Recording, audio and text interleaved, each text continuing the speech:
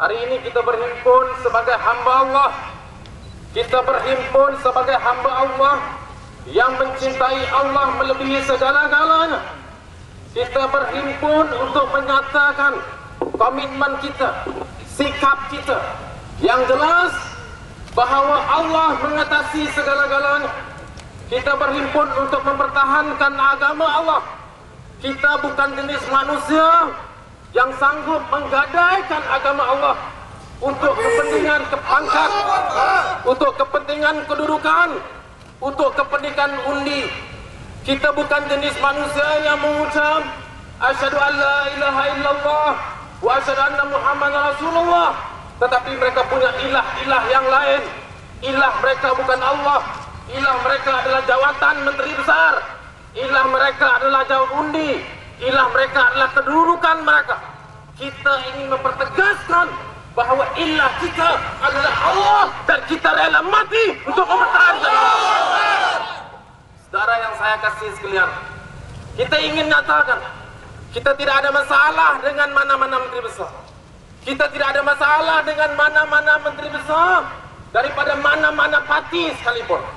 Tetapi kita ada masalah dengan mana pun menteri besar, dari mana pun parti mereka, sekiranya mereka menjadi menteri besar dan sanggup menggadaikan Islam dan Allah hanya karena untuk mempertahankan kedudukan mereka. Ini kita ingin jelaskan.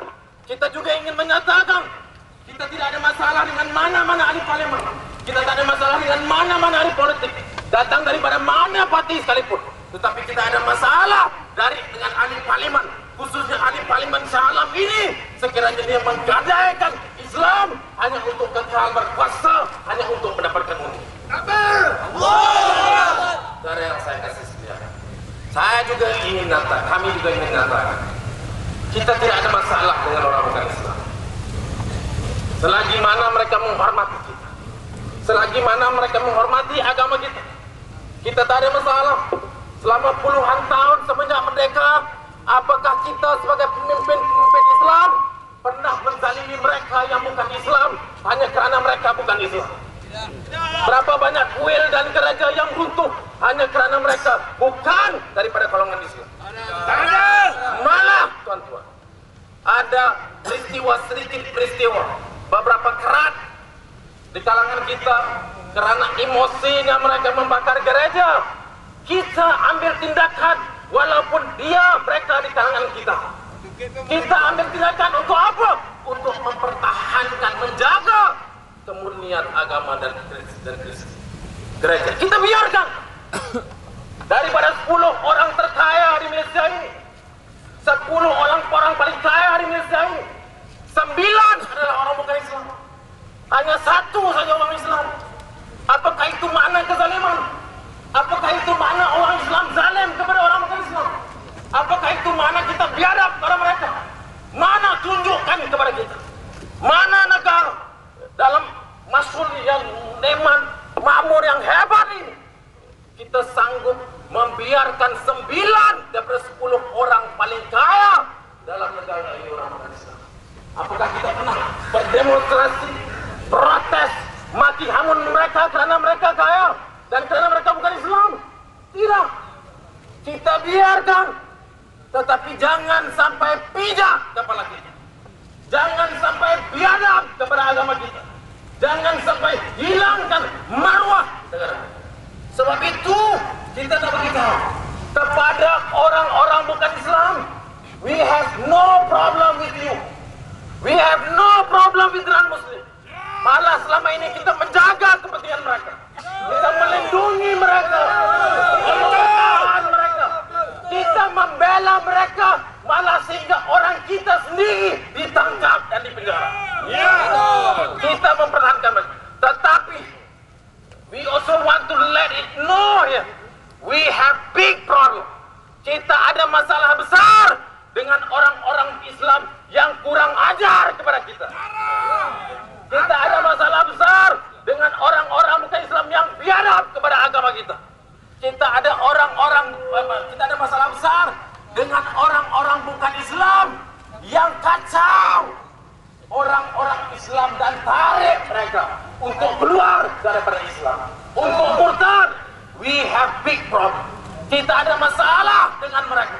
Apatah lagi kalau mereka pemimpin besar, kalau mereka esko kerajaan, Ronnie Liu, Teresa Kok, Xavier, Elizabeth Wong, dengar bebe, dengar bebe. We have big problem with you. You better stop before we will go out.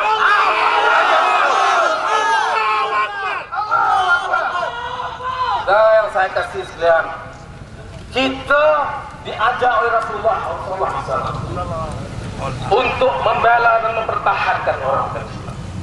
Selagi mana mereka sanggup, mereka sedia untuk menghormati kepemimpinan.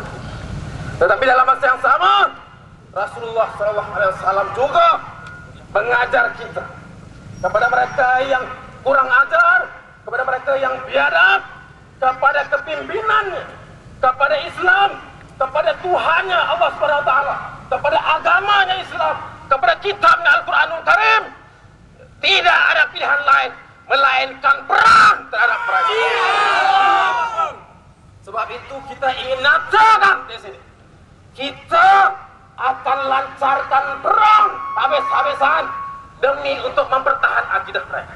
Sekiranya mereka tidak berhenti, dan juga ejen-ejen mereka, bukan sekadar pimpin-pimpin, ejen-ejen mereka, Malaysia kini, Malaysian insider yang bertingkap biadab kepada jabatan agama Islam, memfitnah jabatan agama Islam.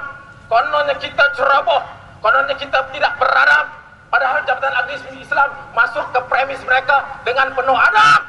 Malaysia kini dan Malaysian insider, we are going to give you a very, very last warning. And our warning is a serious warning. If you don't stop all this rubbish, we will go and burn you down.